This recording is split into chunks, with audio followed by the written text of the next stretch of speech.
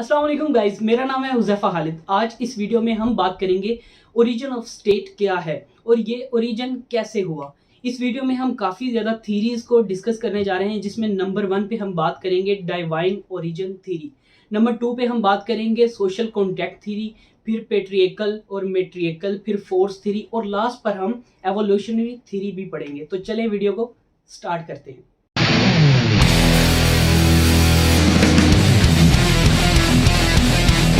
सबसे पहले हम बात कर लेते हैं कि ओरिजिन ऑफ स्टेट क्या है, यानी कि स्टेट कैसे बनी।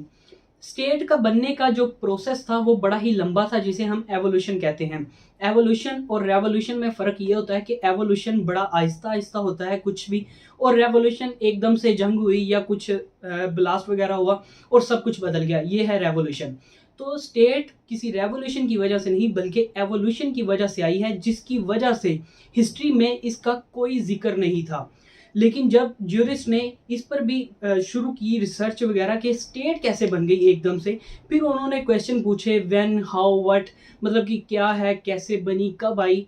तो उसके लिए मुख्तलिफ जो पॉलिटिकल ज्यूरिस्ट थे या थिंकर थे, उन्होंने ये कुछ थीरीज दी, जिसमें सबसे पहले हम बात करेंगे डिवाइन ओरिजिन थीरी। ये थीरी सबसे एंशियंट पुरानी मानी जाती है। इस थीरी का दूसरा नाम ये है कि divine theory, divine right of Kings. ऐसा क्यों बोला जाता है, राइट ऑफ किंग्स क्यों बोला जाता है? इस थीरी में असल में ये बयान किया गया है कि जो किंग है उसे रिप्रेजेंटेटिव समझा जाता था गॉड का, मतलब कि गॉड ने उसको भेजा है, खुदा ने एक किंग को मुंतखब किया है और उससे हम कोई भी सवाल या जवाब नहीं कर सकते, इस वजह से कि किंग के पास पॉलिटिकल और रिलीजियस मजहबी दोनों पावर्स थी। इसके साथ ही साथ ये भी माना जाता था कि जो किंग है उसके पास बहुत ज़्यादा पावर होती थी, वो लॉ के अबव होता था, मतलब कि लॉ उसके नीचे होता था, वो लॉ के अबव, जिसे चाहे वो बख्श दे या जिसे चाहे वो सजा दे, इस तरह होता था। और वो सिर्फ गॉड के सामने ही जवाबदेह होता था, किसी इंसान के सामने नहीं होता था। इस वजह से किसी में इतनी हिम्मत नहीं थी कि राजा के सामने अपनी बात रख सके या कोई भी बात उसके खिलाफ कर सके। और 20वीं सदी में इस थीरी पर क्रिटिसाइज होना शुरू हो गया, क्योंकि तब सोशल कॉन्ट्रैक्ट थीरी आ गई थी और इसके साथ ही साथ डेमोक्रेसी ने भी जन्म लिया था। तो जब लोगों को पता चला कि हम किसी हुकूमत के सामने अपनी बात रख सकते हैं, तो उन्होंने इस थीरी को क्रिटिसाइज करना शुरू कर दिया, ये थीरी खत्म हो गई। दूसरे नंबर पे फिर जो थीरी थी वो आई social contract theory. Social contract theory के जो पायनियर थे, जो इसके ज्यूरिस्ट थे, वो 3 लोग थे, थॉमस हॉब्स, जॉन लॉक और जीन जैक्वस रूसो। ये तीनों ने इसे प्रेजेंट किया डिफरेंटली। इनके तीनों के ही पॉइंट ऑफ व्यू इस थीरी के बारे में मुख्तलिफ थे। तो इन तीनों के पॉइंट ऑफ व्यूज को देखने से पहले हम इनके इस थीरी के क्रक्स को जान लेते हैं कि इसमें बयान क्या किया गया है। इसमें यह बोला गया है कि लोगों ने अपनी फ्रीडम, अपनी लिबर्टी का कुछ हिस्सा जो था वो दे दिया स्टेट को, और बदले में उन्होंने क्या लिया, उन्होंने सिक्योरिटी ली, मतलब कि हमारी हिफाजत करें, हमारी लाइफ की और हमारी ज़मीनों की, प्रॉपर्टी की। अब हम जानने की कोशिश करते हैं इन तीनों के पॉइंट ऑफ व्यूज को, जिसमें नंबर 1 पे हम बात करते हैं थॉमस हॉब्स की। थॉमस हॉब्स वो पहले ज्यूरिस्ट थे या पॉलिटिकल थिंकर थे जिन्होंने ये सोशल कॉन्ट्रैक्ट थ्योरी की बुनियाद रखी थी। इन्होंने 1651 में लेविएथन का कॉन्सेप्ट दिया था, पब्लिश करवाया था ब्रिटिश में, तब वहाँ पर सिविल वॉर चल रही थी। तो इन्होंने इसमें ये बोला था कि जो शुरू में इंसान था वो नास्टी था, ब्रिटिश था और शॉर्ट था, मतलब कि तरह तरह के। इन्होंने सीधा ये बोल दिया कि इंसान जो था वो सेल्फिश था, सिर्फ अपने बारे में सोचता था और किसी के बारे में नहीं सोचता था। उसमें 2 तरह की फीलिंग्स पाई जाती थी, या तो हेट या फिर लव। दूसरे नंबर पे हम बात करते हैं पॉइंट ऑफ व्यू की जॉन लॉक की। जॉन लॉक ने थॉमस हॉब्स से बिल्कुल ही सेपरेट बयान दिए। उन्होंने ये बोला कि जो शुरू में इंसान था वो अच्छा था, बड़ी अच्छी नेचर का था, उसकी ऐसी कोई इंटेंशन नहीं थी और ना ही वो ब्रिटिश था, बल्कि ऐसा हुआ कि प्रॉपर्टी सिक्योर नहीं थी, प्रॉपर्टी की हिफाजत के लिए स्टेट की ज़रूरत पड़ी। तीसरे नंबर पे हम बात करते हैं जीन जैक्वस रूसो की। इन्होंने बिल्कुल ही सेपरेट कॉन्सेप्ट दे दिया। इन्होंने बोला कि लोग भी बड़े अच्छे थे और इक्वालिटी भी लोगों में पूरी थी। लेकिन फिर क्या हुआ, जैसे जैसे दुनिया ने तरक्की की तो पहले फैमिलीज बनी, फिर कम्युनिटीज़ बनी। कम्युनिटीज़ बनने के बाद उन लोगों का आपस में कंपटीशन शुरू हुआ, क्योंकि तब एवोल्यूशन आ चुकी थी, टेक्नोलॉजी वगैरह या कुछ और।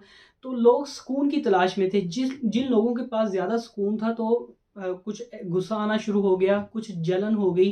तो इस तरह के जो कुछ इमोशंस थे वो पैदा होना शुरू हो गए, जिसकी वजह से फिर ये जंग शुरू हुई या लड़ाई शुरू हुई। उसके बाद हमें स्टेट की ज़रूरत पड़ी। इसके बाद हम बात करते हैं द पेट्रियकल थ्योरी। इसमें जो सर हेनरी मेन है, ये प्रिंसिपल एक्सपोनेंट हैं इस थ्योरी के। इन्होंने बयान किया है कि ये जो हम सिटीज़ हमें नज़र आती हैं, ये दरअसल शुरू में फैमिलीज़ थी और फैमिली का एक हेड था जो कि घर में मेल था। उसने अपनी पावर से इन्फ्लुएंस किया बाकी मेल्स को, फिर फीमेल्स को, सबको इन्फ्लुएंस करने के बाद वो हेड बन गया घर का।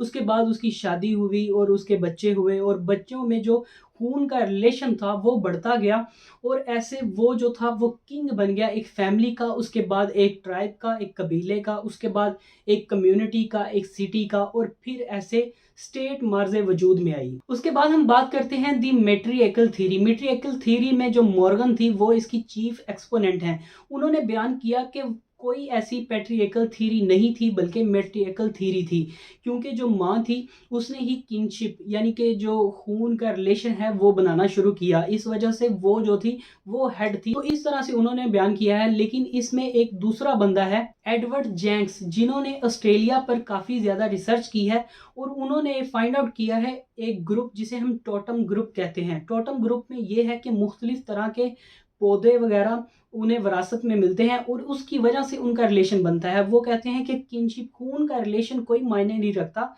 ये जो टोटम ग्रुप है, इनका जो रिलेशन है, पौधे वगैरह जो उन्हें विरासत में चीज़ मिली हो उससे उनका रिलेशन मजबूत होता है। जैसे कि आपको तस्वीर में ही नज़र आ रहा होगा कि इस तरह से उनको उनके निशान मिलते थे, इस तरह से वो एक दूसरे को पहचानते थे कि ये मेरी तरह सोचता है या इसे मेरी तरह विरासत में कुछ मिला है, तो हमें मिलकर रहना चाहिए। उसके बाद हम बात करते हैं दी फोर्थ थ्योरी। जैसा कि इसके नाम से ही जाहिर हो रहा है कि जो ताकत की बुनियाद पे कुछ बना हो, यानी कि जो ट्राइब का, कबीले का हेड था, वो सबसे स्ट्रोंगेस्ट मैन हुआ करता था और सब उस पर भरोसा करते थे, क्योंकि अगर किसी दूसरे कबीले ने उन पर हमला किया तो वो ही उन्हें बचा सकता था। तो इस वजह से उन्हें ऐसे बंदे के जो सबसे मजबूत था उसे हेड बना दिया जाता था एक कबीले का। तो हेड बनने के बाद वो उस कबीले में लॉ एंड ऑर्डर लेके आता था, और इस तरह से कबीले मिलते गए और एक स्टेट मार्ज वजूद में आई। तो इस थ्योरी में ये बोला गया है कि किसी वजह से नहीं बल्कि फोर्स, ताकत की वजह से एक स्टेट बनी। और लास्ट पर आती है एवोल्यूशनरी थ्योरी। एवोल्यूशनरी थ्योरी में सबसे पहले तो वो ये बात करता है कि कोई भी थ्योरी जो हमने अभी तक पढ़ी है, इसमें कोई भी थ्योरी परफेक्ट नहीं है जो कि सही वजह को बयान करे कि कैसे स्टेट बनी। तो इस तरह वो कहता है कि ये सारी फजूल हैं, इनका कोई काम नहीं है। असल में एवोल्यूशनरी थ्योरी या हिस्टोरिकल थ्योरी ही एक वजह थी जिसकी वजह से स्टेट बनी।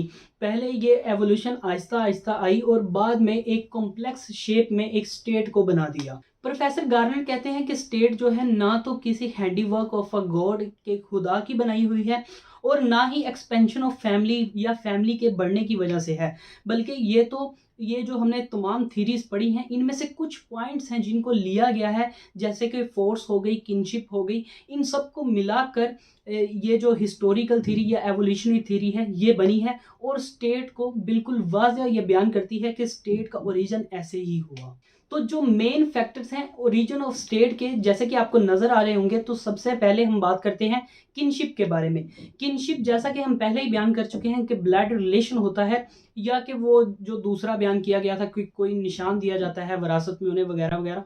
तो इसमें यह बोला गया है कि जो किनशिप है, ब्लड रिलेशन है, वो सबसे ज़्यादा पायदार समझा जाता है किसी भी स्टेट के बनने में। तो ये सबसे मजबूत बॉन्ड होता है लोगों के दरमियान।